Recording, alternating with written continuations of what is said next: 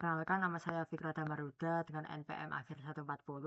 Di sini saya akan menjelaskan tentang review jurnal saya yang berjudul Enhanced Document Contextual Using Attention LSTM to Eliminate Sparse Data Matrix for E-commerce Recommender System.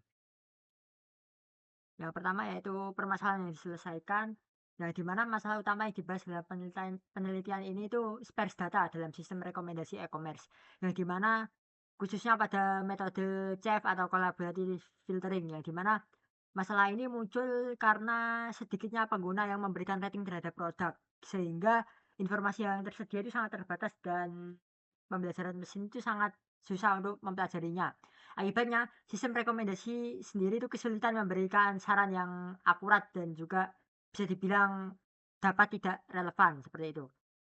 Maka dari itu, untuk mengatasi masalah ini, berbagai metode itu sudah dikembangkan. Banyak seperti latent vector model, ada matrix factorization, ada singular value decomposition SVD, dan juga PMF. Namun, pendekatan itu masih memiliki keterbatasan dalam memahami makna dari ulasan pengguna. Semisal kayak ada bintang 4 tapi ada ulasannya itu bagus, sedangkan ada bintang 5 tapi kata-katanya itu buruk. Jadi mesin itu masih bingung untuk mengatasi masalah tersebut. Maka dari itu penelitian ini itu mengusulkan pendekatan baru dengan penggabungan attention mechanism LSTM dan juga PMF dalam model attention LSTM PMF, yang dimana model ini membantu sistem rekomendasi memahami konteks ulasan dari user dan juga digabung dengan rating sehingga dapat akurat seperti itu. Next, lalu sini deskripsi datanya. Penelitian ini itu menguji seberapa baik model attention LSTM mengenali masalah sparse data pada sistem rekomendasi e-commerce. Dan di sini saya menggunakan dua dataset, yaitu dataset dari Movielens 1M yang berisi 1 juta rating dari 6.000 pengguna terhadap 3.500 film dengan tingkat sparsity 4,64%. Yang dimana dengan tingkat sparsity ini menunjukkan bahwa sebagian besar film hanya memiliki sedikit rating. Jadi ya banyak yang nonton tapi ratingnya sedikit. Dataset ini saya gunakan untuk mengevaluasi performa model dengan data terbatas. Lalu yang kedua yaitu saya menggunakan Amazon Information Video, yang dimana mencakup 29.000 pengguna, 15.000 produk dan juga 135.000 rating. Tapi sparsity-nya ini lebih tinggi, yaitu 0,03%. Nah, untuk HIV ini saya sendiri untuk program ini dipakai untuk mengecek ulasannya, karena Movielens sendiri itu datasetnya ratingnya tidak ada ulasan sama sekali, sedangkan AIV atau Amazon Information Video ini ada. Lalu ini yaitu untuk desain algoritmanya dari atas sampai bawah, maka kita jelaskan dari atas dulu, yaitu input datanya. Input data di sini ada dua, yaitu Movielens tadi, di mana berisikan user information, yaitu user ID-nya. Rating matrix information ini yaitu adalah rating yang telah ada itu dibuat matrix, dan juga ada rating matrix information. Lalu yang kedua yaitu Amazon, yang dimana Amazon ini kita ambil review-reviewnya saja atau ulasan-ulasannya saja. Nah, lalu untuk Amazon sendiri kita preproses datanya. Preproses data ini diawali dengan mengecek apakah itu English vocabulary atau tidak. Kalau iya, maka jangan dilanjutkan. Dan juga dengan remove punctuation, yang dimana kita akan menghapus tanda baca seperti tanda tanya, tanda kutip dan sebagainya. Lalu kita membuat tokenisasi setiap kata, jadi setiap satu kata akan dibuat token masing-masing. Lalu kita set maksimumnya 300 kata, lalu kita lakukan capturing contextual by LSTM tadi. Nah, capturing contextual by LSTM itu maksudnya apa? Nah, maksudnya LSTM sendiri itu digunakan untuk memahami konteks dalam dokumen ulasan produk dengan memproses urutan kita dan menghasilkan representasi vektor yang bermakna. Nah, untuk ini adalah gambar dari LSTM sendiri. Di sini ada beberapa gate, yang dimana yang pertama itu ada input gate ini. Nah, input gate ini adalah memutuskan informasi baru mana yang perlu disimpan ke dalam memory cell, dihitung menggunakan fungsi sigmoid yang memiliki hasil antara nilai 0 dan 1. Nilai 1 itu berarti informasi tersebut penting, dan juga 0 itu berarti tidak penting. Contohnya seperti ada kata-kata saya sedang membawa baju. Maka yang penting itu ininya itu saya bawa baju gitu. Untuk sedangnya itu bisa dihilangkan, atau kita masuk ke forget gate, di mana forget gate sendiri itu memutuskan informasi mana yang perlu dilupakan dalam memory cell. Itu juga ada sigmoid nilai 1 berarti perlu dipertahankan, dan 0 berarti tidak perlu dilupakan. Lalu ada output gate, di mana output gate itu maka memutuskan informasi mana yang perlu dikeluarkan dari memory cell sebagai output. dihitung menggunakan fungsi sigmoid juga yang menghasilkan output berdasarkan informasi yang relevan. Lalu di sini ada shell state.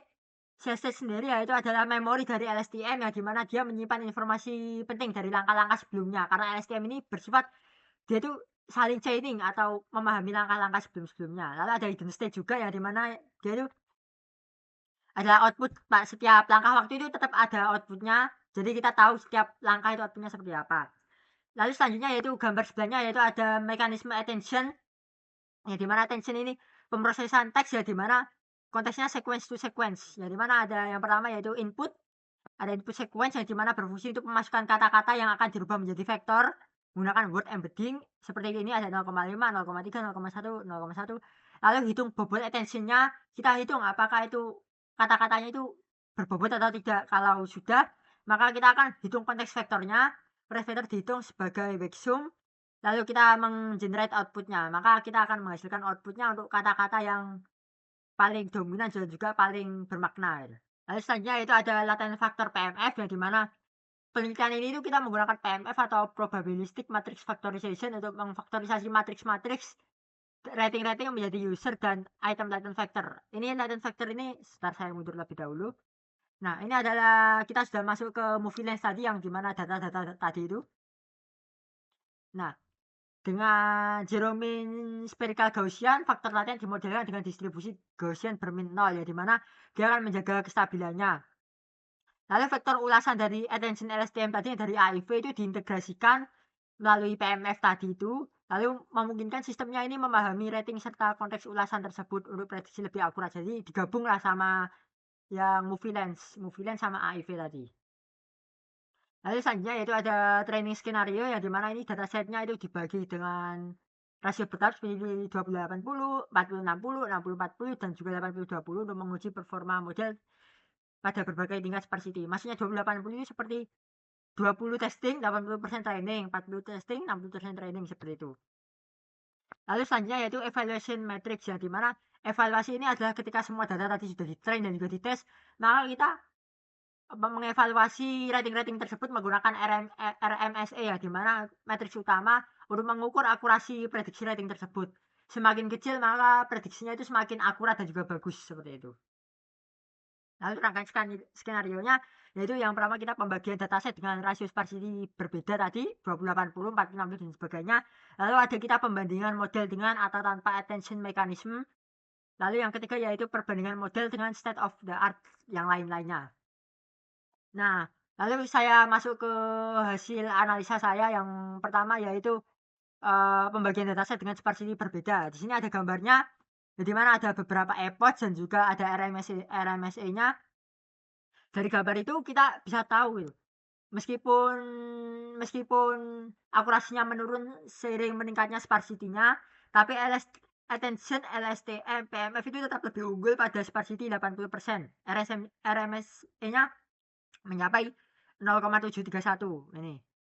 Nah, lebih rendah dibandingkan model tanpa attention karena ini tanpa attention 0,729, yang ini yang bawah pakai attention yaitu 0,731. Maaf, yang ini tanpa attention, yang ini dengan attention. Kalau Anda lihat dari gambarnya ini hampir menyentuh 0,8, kalau ini udah menyentuh 0,7 ke bawah. Dan juga begitu pula dengan sparsity 20%, RMSE, attention, LSTM, PMF tetap lebih baik. Selanjutnya yaitu perbandingan model dengan atau tanpa attention mechanism. Di sini kalian gambar, lihat ada gambarnya. Untuk yang ke warna jingga ini 80%, yang hijau 60%, abu 40%, biru 20%. Di sini kita bisa lihat attention untuk yang lebih rendah ini adalah attention LSTM PMF. Jadi secara konsisten itu selalu lebih rendah daripada LSTM PMF yang tanpa attention. Ini yang tanpa attention ini 0,78, 0,76, 0,76, 0,75 pada semua tingkat sparsity. Lalu selanjutnya yaitu ini ada perbandingan dengan state of art yang lain.